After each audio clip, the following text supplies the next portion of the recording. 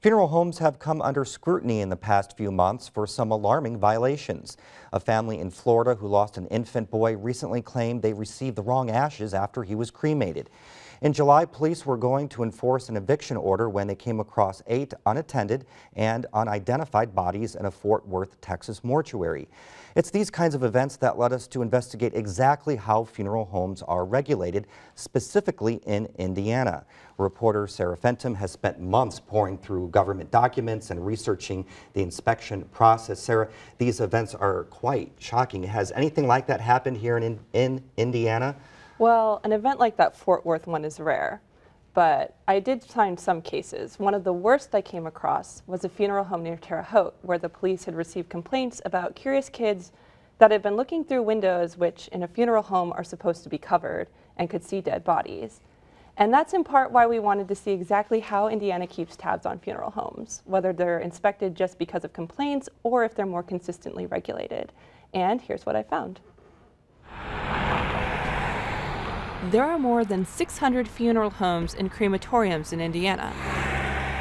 The state's professional licensing agency inspects dozens of them each year. But that means the majority of them are still going unchecked. Is the current system effective? Absolutely not. Curtis Rostad directs the state's Funeral Home Trade Association. He calls the system ineffective because he says it's not consistent. It would be similar to a freeway where everybody gets to know that a police officer is only out there once a year. It is not a deterrent, it is not an incentive, it is not an effective way to inspect the profession. Funeral home inspections fall under the purview of 4 inspectors from the state's Board of Funeral and Cemetery Service. The inspectors visit funeral parlors and crematoriums to make sure businesses meet safety and licensing requirements. Those 4 inspectors are also responsible for barbershops, beauty parlors, and tanning salons. That brings the total number of businesses they oversee to about 12,000. There is no statutory requirement for inspections to be done, for instance, every 2 years or every 4 years.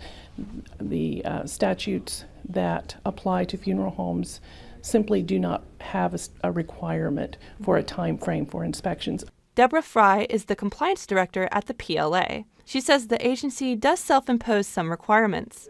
For example, inspectors always visit funeral homes when they're new or just opening for business. They also inspect facilities each time they change ownership or location. I think our compliance staff is very conscientious. They do a fantastic job of inspecting facilities. Fry points out that for the most part, the worst thing a funeral home inspection turns up is an expired license or out-of-date merchandise price list. And the state inspection records agree with her. The majority of funeral homes pass inspection with no problem. This year, through November 12th, only 2 have failed to pass. But is it possible things are being missed? Absolutely, says Curtis Rostad. It's rare that even an inspection is done. I know of funeral homes that tell me that they received their initial inspection when they got licensed and haven't seen an inspector since, and that can be 10 or 12 years. In a poorly run funeral home, the health risk is mostly for the employees who are working with dead bodies. The health risks go down considerably for the general public, but they're more likely to be exposed to financial risks, such as pre-need fraud. The state only inspected about 7% of the state's active funeral homes between January and November this year. That makes Bloomington's Eric Powell a rare example. He opened his business, the Funeral Chapel, 5 years ago. They were here before we opened to inspect everything before we could get our license to open. And I think they've been back twice since. He says, on average, he's inspected once every 2 or 3 years. They're probably here 45 minutes to an hour, just going through stuff. As the chairman of the Funeral Services Education Program at Vincennes University, Jonathan DeHart educates future funeral home directors about health requirements. But those rules and how they're enforced vary from state to state. Indiana has a smaller number of inspectors than other states do.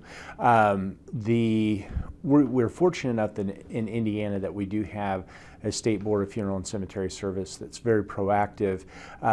They kind of expect everybody to do the right thing, and then when they find out something's not being done right, they are very quick to investigate it.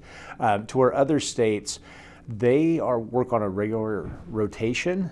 Other states, such as Iowa, work under the requirement that funeral homes should be inspected annually.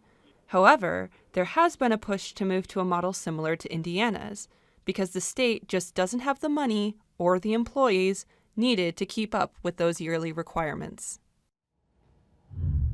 Sarah, you mentioned that funeral homes are inspected, although rarely, but what does happen if they find a violation? Do they just go in and shut them down?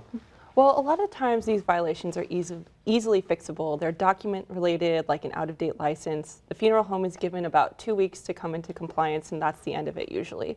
If the funeral home continues to break the rules, then the PLA can get the Attorney General's office involved. They do their own investigation, take their findings back to the PLA, which could then vote on disciplinary action, such as shutting a funeral home down. So does that happen in Indiana? Well, like I said, it takes a lot to get a funeral home shut down. In the past few years, there's only been about 24 cases brought before the board, and mostly those result in things like putting a license on probation or a $1,000 fine, which is what happened in that Terre Haute case. There was a recent case in South Bend where the IRS found that one funeral home owed more than $250,000 in taxes, and their license got suspended. So that just is an example of how much it takes for one of these to get actually suspended. Well, thank you very much for your report. Appreciate it.